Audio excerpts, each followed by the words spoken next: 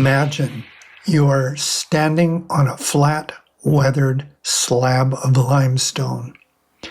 It's roughly the size of a tennis court, uneven at the edges, ancient and gray. No gold runs beneath it, no oil, no water, no mineral of strategic value. It holds no military position. It commands no harbor, no hilltop, no crossroads that any general would recognize as worth dying for. It is, in the most literal geological sense of the word, a rock. And yet, this rock, this specific piece of limestone, sheltered today by one of the most recognizable buildings on earth, the Golden Dome Shrine in the heart of Jerusalem's Old City, has been the subject of crusades, sieges, suicide attacks, assassination plots, and apocalyptic prophecy. Armies have marched across entire continents to reach it. Empires have risen and shattered in its shadow. Today, it sits at the center of one of the most explosive geopolitical flashpoints in the world, a place where a single misstep, a single act of desecration could detonate a conflict that kills millions, all over a rock. So why? That is what we're exploring today on Echoes of Deception, a show about the lies, myths, and stories that shape history and threaten our future. I'm your host, Gary Watson, and this is episode 13. In 2011, a little-known Israeli historian published a book. And the book went on to sell 25 million copies worldwide. And it was read by a large and diverse community of people, from presidents like Barack Obama to philanthropists like Melinda French Gates, to members of the arts community like Natalie Portman, to thought leaders like David Brooks, and many others in the Silicon Valley crowd who I won't bother to mention. And it was also read by me. The book was called Sapiens, A Brief History of Humankind. And the author was Yuval Noah Harari, whom I've mentioned before and referenced in some of my other YouTube podcasts. Now, buried inside the book was an observation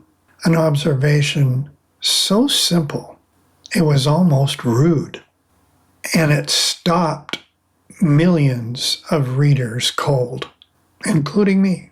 He pointed to Jerusalem's Temple Mount and said, "Look at this. Look at what we are doing. We are threatening to destroy the world over a rock." He didn't say it dismissively. He didn't say it in a mocking tone. He said it in a way the doctor does when he gives you some information that you don't want to hear. He was clear, precise, and it was done with care and with the weight of someone who had studied it for a very long time. You see, he understood its history. He understood its meaning for three great faiths. He understood the blood spilled in its name. And precisely because he understood all of this, he found it terrifying. Not the rock, the stories. And that's what we're going to examine next. Let me set the scene. In Jewish tradition, the stone is called the foundation stone.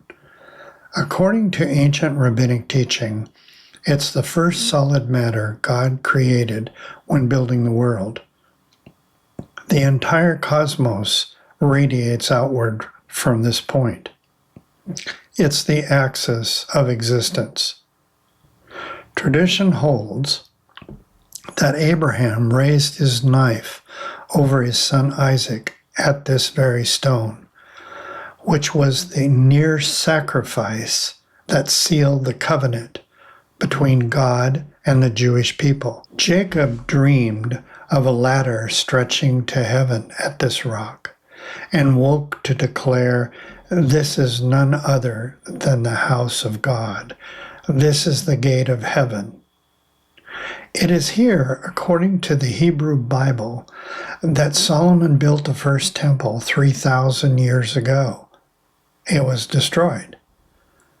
A second temple, rebuilt and expanded by Herod the Great, became one of the ancient world's architectural wonders.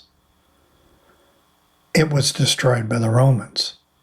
And what remains on the western side of the Temple Mount is a retaining wall, the western wall, the Kotel.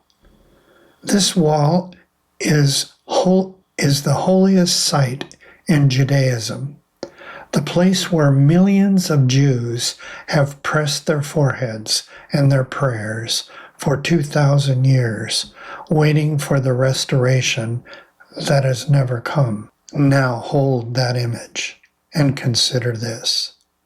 The same rock, the same piece of limestone is called al-Shakra al-Moshe Rafa in Islamic tradition.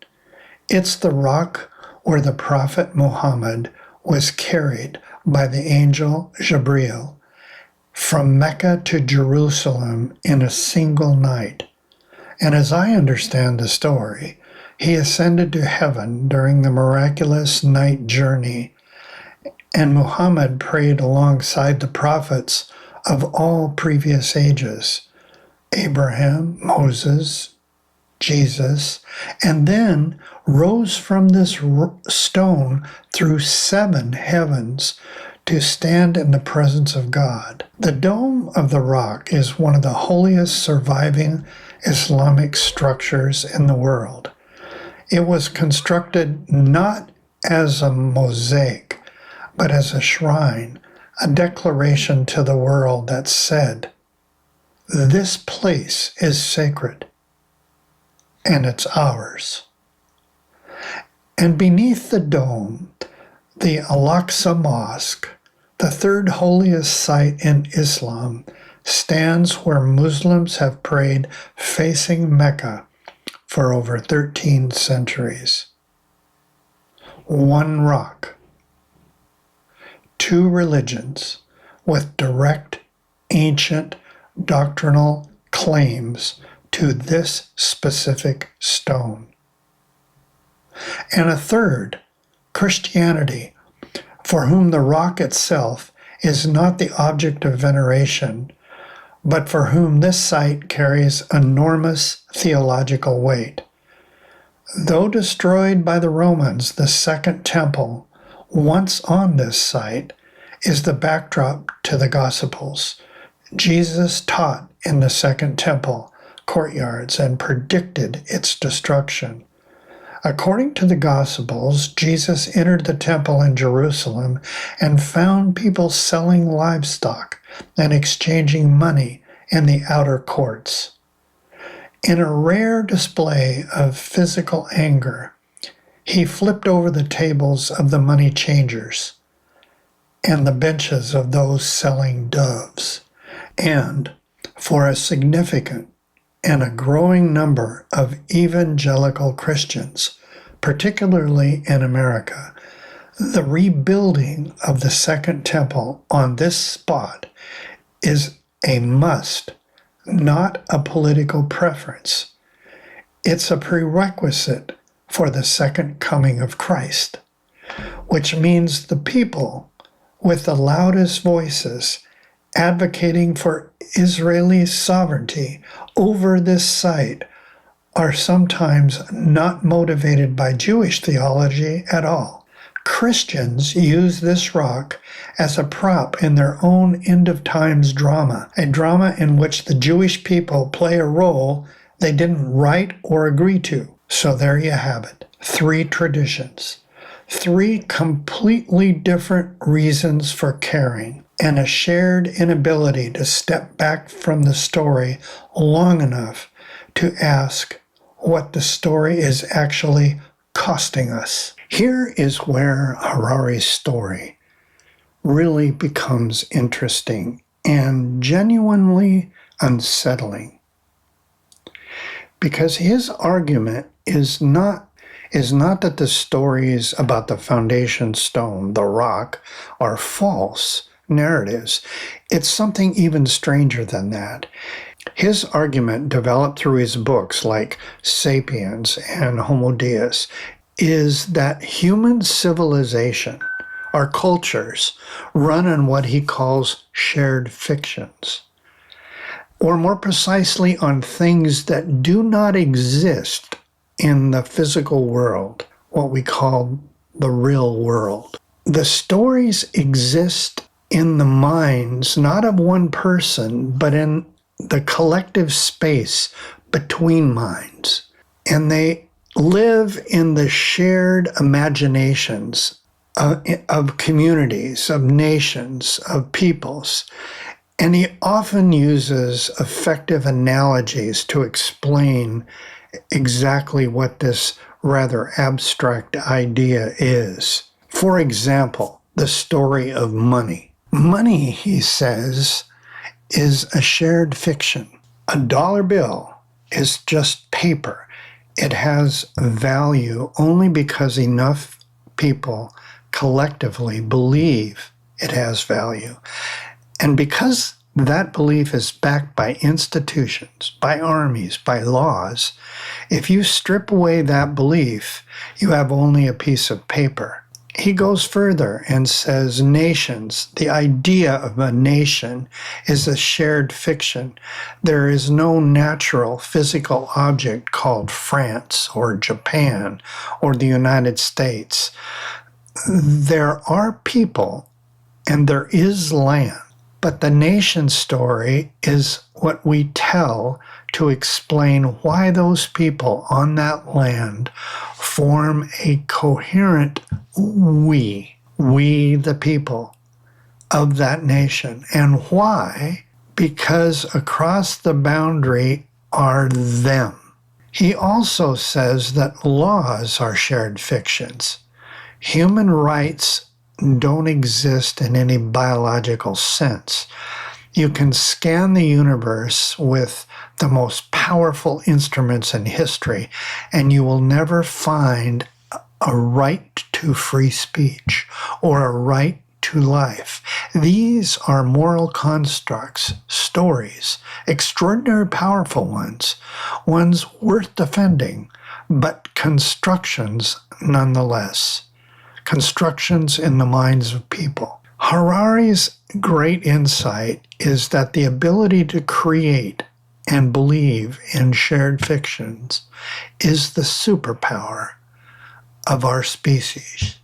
It's why we alone among all species can cooperate in groups of millions. Ants cooperate in large groups, but they can't renegotiate their behavior because someone published a new pamphlet. Wolves live in packs, but they can't form a corporation. Humans can do both. And we can do it because we can all believe in the same story, the story of a nation, a company, a religion, a covenant. That is beautiful, he says. That's the engine of everything we've built. But it is also the engine of everything we've destroyed. When a shared fiction collides with reality, or when two competing shared fictions collide with each other, the results can be catastrophic. And this is the trap that Jerusalem's sacred rock embodies so perfectly.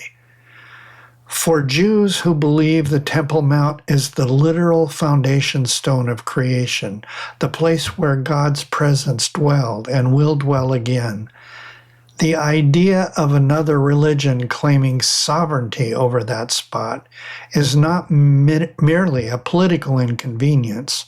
It's a cosmological offense, a wound at the center of the universe. For Muslims who believe the noble sanctuary is the site of Muhammad's ascension, who have prayed there for 1,300 years, the idea that someone else has a superior claim is not merely a political challenge. It's an assault. It's an assault on the divine truth itself. Both communities are operating from within their stories, from inside the fiction, or more precisely, from inside what they experience as the deepest reality there is. And here's the terrifying implication that Harari draws. You cannot negotiate between absolute truths. You can negotiate over oil. Oil has a price. You can negotiate over land, over borders, over water rights and trade agreements, because all of those involve measurable resources. But you cannot put a price on the foundation stone. You cannot offer the Jewish people a slightly better piece of limestone somewhere else. You cannot explain to devout Muslims that the prophet could have ascended from a different location and the theology would work just as well. These kinds of stories, these shared fictions, don't bend.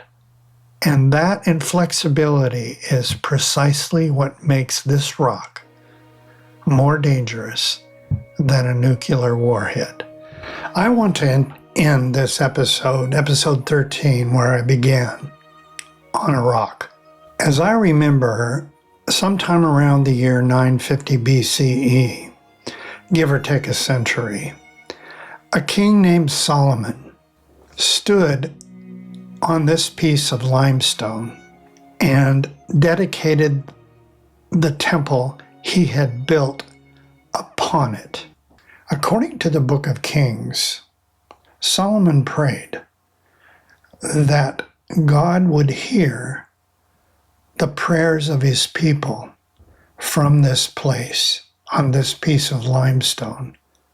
Not just his people, but strangers who came from distant lands, who had heard of God's name and came to pray.